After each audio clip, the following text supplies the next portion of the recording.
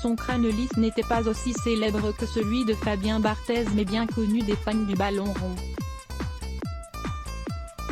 Christophe Revaux, illustre gardien de but du championnat de France de football est mort à l'âge de 49 ans. Sa mort a été annoncée par le club du Havre où le footballeur a longtemps évolué. C'est un immense monsieur du Hatch qui nous quitte et laisse le club orphelin de l'un de ses plus brillants Ackman.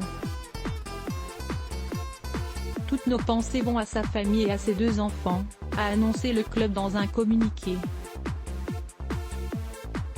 Nous perdons l'un des nôtres, une personnalité très attachante et un amoureux inconditionnel du Hatch comme du Havre, a ajouté Vincent Volpe, président du club.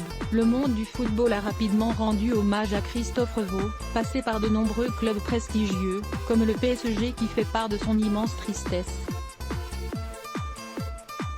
C'est avec une profonde tristesse que le Paris Saint-Germain a appris le décès de son ancien gardien de but Christophe Revaux.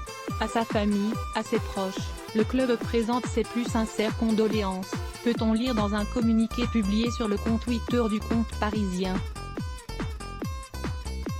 Les circonstances de sa mort n'ont pas encore été communiquées. Né en région parisienne, Christophe Revaux est repéré par le club du Havre lors d'un match de jeunes en 1988.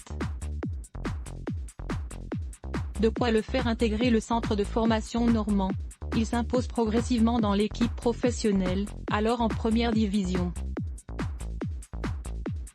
C'est la consécration lorsqu'à l'été 1997, il rejoint le PSG, pour assurer la succession de Bernard Lama, un passage traumatisant pour le jeune gardien qui vit une soirée cauchemardesque en Ligue des Champions. Ce soir-là face au Bayern de Munich, Christophe Revaux encaisse 5 buts. Beaucoup de supporters lui attribuent alors la raclée prise par le club.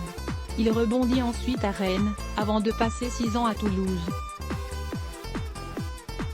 En 2007, il redevient numéro 1 au Havre, où il aide l'équipe à remonter en Ligue 1. Il raccroche les gants en 2010, après plus de 450 matchs professionnels. Il laisse derrière lui une femme et 2 enfants. Les circonstances de son décès sont pour le moment inconnues. À voir aussi, ce qu'il se passe de complètement fou avec la tombe de Johnny Hallyday. Qu'à lire aussi @blogtest.